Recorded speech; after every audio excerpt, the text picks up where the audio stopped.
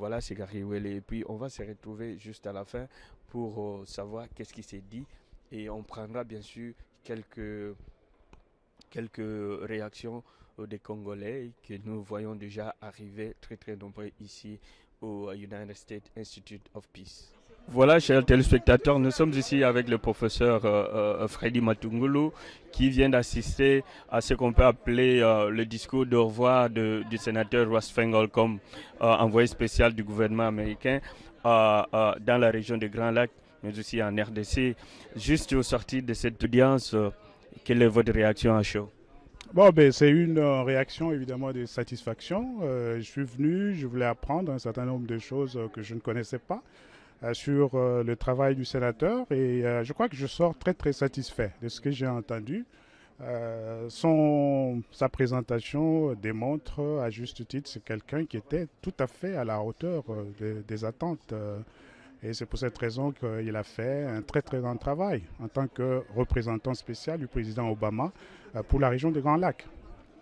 Alors, des petites inquiétudes par rapport au processus, les très longs processus qui restent encore sur la table. Bon, nous avons confiance que l'Amérique, par la voix du président Obama, continuera de garder, de faire un suivi qu'il faut à la situation qui prévaut dans notre pays, en République démocratique du Congo, bien que je reconnais quand même que le sénateur Feingold a été une personne de très très grande autorité morale et politique. Et que ce ne sera peut-être pas très très difficile de le remplacer. Vous savez, il y a certaines chaussures que n'importe qui ne peut pas porter.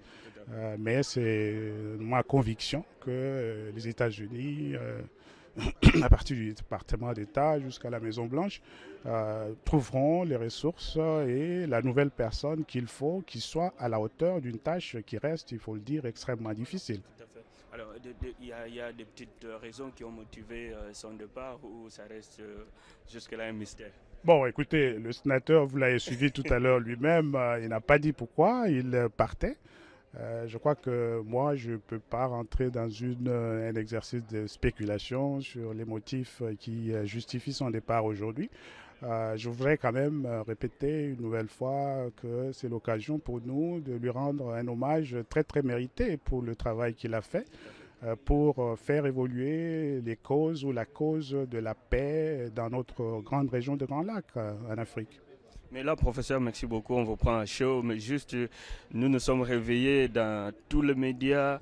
Monsieur le professeur Matungulu prend sa retraite précipitée du Fonds monétaire international. Est-ce qu'on peut savoir juste en deux mots qu'est-ce qui se passe? Bon, ce n'est pas une retraite précipitée, c'est une retraite anticipée.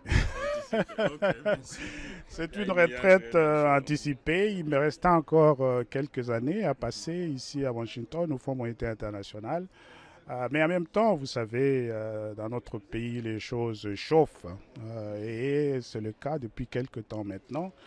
J'ai pensé que le moment était venu pour moi de me débarrasser de cette lourde obligation de réserve. Parce que vous aviez quand même toutes les mains liées en Ah tant oui, que oui, tout fonctionnaire. à fait, tout à fait. Et là, on va y aller vraiment sans désemparer, comme on dit, pour pouvoir rentrer dans le débat sur ce qui se passe dans notre pays. C'est notre devoir patriotique.